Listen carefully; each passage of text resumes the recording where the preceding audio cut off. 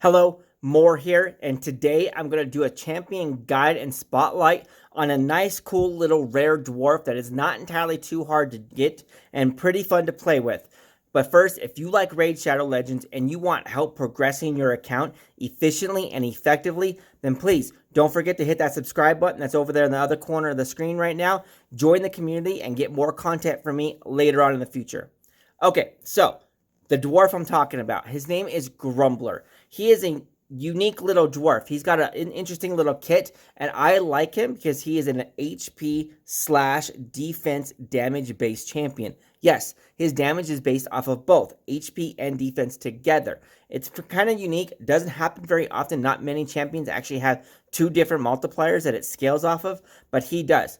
His A1 in general, you can see him going. He's actually my lead I've got going on right now. He's a blue affinity. He's got the Magic Affinity Affinity himself. He's the lead. He's got an aura, so it actually gives everybody increased HP, which is pretty nice, especially in a dungeon. And his affinity is actually the positive, good affinity against this Spirit Keep boss right now. So his A1, it applies a shield onto him. I believe it's 10%, or maybe it's 20% of his total HP every single time he attacks with his A1. So every single time he renews that shield, which is pretty cool. His A2, it actually applies a Heal Reduction Debuff, which is why I have him in this boss right here. Because the Spirit Affinity boss, every single time he takes a turn, heals himself. I'm on stage 10, heals himself for 50% of his max HP every single time he takes a turn. I want that Heal Reduction Debuff if I can apply it, even though he's got a block debuff right now, it's not going to happen. I'm going to go into his kit real quick so you can actually see it, and I'll actually show you just what he's got going on for him. Grumbler here. His skills. A1. Attacks one enemy. Places a shield buff on this champion equal to 10% of their max HP for 2 turns. Damage is based off of HP and defense. So look, I've actually booked him completely out. I had fun in the early game with him. Early to mid game. Actually, I'm probably mid game right now. So I had fun in the early game with him. He progressed me pretty well, especially through this Spirit Keep boss. Because of his A2. We'll get that in just a second. But right now his A1 applies that shield. So the more HP you have, the more damage he does, and the bigger shield he does. As you book him out, he deals more damage, and his shield grows as well. Now, I'm not too sure. We'll have to ask some other content creators, see if they know this answer or not. I don't know if those 2 plus 5 shields are additive, so actually his shield is really a 20% shield, or if they're multiplicative, so that means a 10% of the 10%, so in reality it's only an 11% shield. I think it's probably more along the lines of a 20% shield. It would be much more beneficial. I like to think that, so hopefully it's that way. It's the way it actually really is. Okay, so his A2, his A2 here attacks one enemy again, places a 50% heal reduction debuff for 2 turns. So there's no chance to land. It just lands. It's a 100% chance to proc. As long as his accuracy is higher than the enemy's resist and he wins the check, then he'll proc and land his heal reduction debuff for 50% heal reduction. So, which means against the boss, the Spirit Affinity boss we just did, if he would have procced and landed his heal reduction, that boss would have only healed for 25% of his HP rather than 50. It slows his passive down. It checks his difficulty and makes him doable. Actually curves his difficulty against you so you can actually tackle him and take him on. But again, this skill is based off of HP and defense. Again, you built him with heavy HP, heavy HP. He's going to keep doing more damage, and he's just going to keep rolling, which is pretty cool. Now, shoulder the weight, his A3. It's a 3-turn cooldown.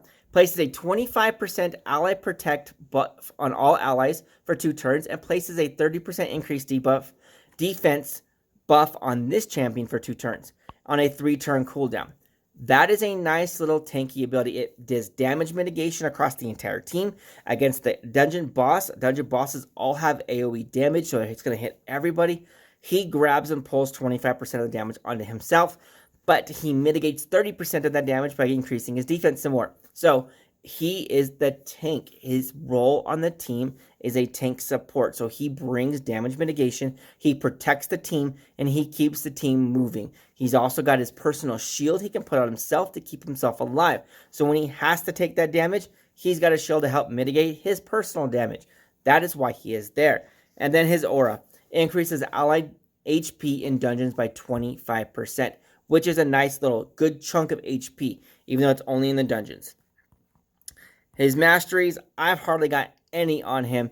Only a couple things. Like I said, I was only using early game with him. I progressed past him. I stopped using him, which is okay. I want to go back. I'm going to go back and use him and build him up.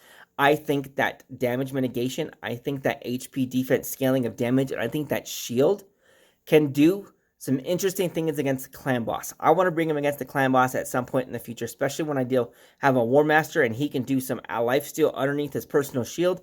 I just think it'd be pretty cool when it comes down to it and when he uses it. So let me show you his stats. He is not very geared up very well. Like I said, he is only... early game, right? I moved past him. He's only 4-star. He's only 40. He's fully ascended. Yes, I got it. Nothing over 12. Oh, sorry. One thing over 12. The 116, 4 at 12, 1 at 10, 1 at 8. He doesn't have a whole lot of stuff going on. His stats. 17,000 HP, 1,200 defense, 120 speed, 46% crit rate. He doesn't crit very often. As you'll see, I'll do one more gameplay through the Spirit Keep and you can see him. He doesn't crit very often. His accuracy is only 77. Really, it should be higher, especially if you want to take him into higher level dungeons, but he will work. I've actually got him in a smaller one so you can actually see what's going on. I used him in stage 14 just a few minutes ago. He worked. He landed his debuff in stage 14. So accuracy of 100 to 115, I would say, will work just fine for the Spirit Keep 15, stage 15. So he doesn't need a whole lot really. I want to see if I can get him up to 30,000 HP, if not 50,000 HP, 2,000 defense. I want to see what this little guy can do. I will get there eventually, and I'll do another video to showcase just what he got and what he can actually do for stuff. So let's go back in the dungeon. Spirit Keep here. Let's show you one more time. Stage 10, this is where I was at. And let's roll with this. So my team composition, it's got a rare in the lead, which is Grumbler, right? It's got Apothecary, which is probably the top tier, best god tier support rare anywhere in the game, if not the best support in the game, period, regardless of rarity. He's there. Those are my two rares I've got going on. I have one epic. Miscreated Monster. Yes, he is an epic. Yes, he's not necessarily free-to-play friendly, but remember, I'm a free-to-play account, so I pulled him. You can pull him too. Just keep trying. Don't necessarily waste your shards. It's a possibility. It's all RNG, right? All that random number generator. It's all about what that pops up for you. So, but my last two, they're both sitting on the right flank over there. Armigers, they are both uncommons. Why do I have Armiger? Because of his A1. His A1, whenever he crits, it decreases the turn meter of the target by 30%. You just saw that one right there. You just saw him do it again. And there's another one right there. The Armiger will get one more turn probably. Oh, no, he didn't. It's okay. We're going to dwindle this guy down. We're not going to get a chance to land the Heal Reduction Debuff because my guys are still a little too strong. I probably should have been stage 12 or something just to kind of showcase the Heal Reduction benefit for this boss. But you guys saw what's going on. You guys see how it works.